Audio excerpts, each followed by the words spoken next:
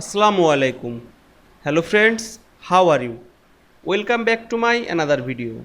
In this video, I am going to show you how to insert three separate tables side by side in Google Docs. Let's get started.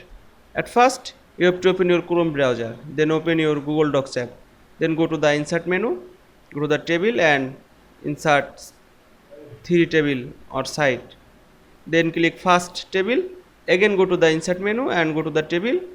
Name insert table.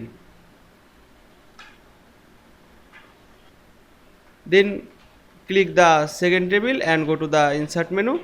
Again table option and insert table. Now I am in click. Then go to the insert menu.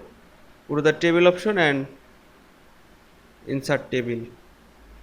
Now I am change the table color, border color. Firstly select the table,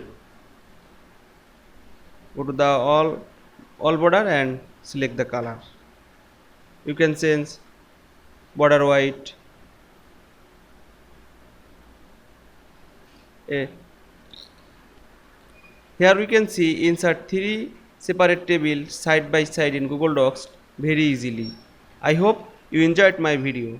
Please like, comment, share and subscribe my channel. Thanks for watching.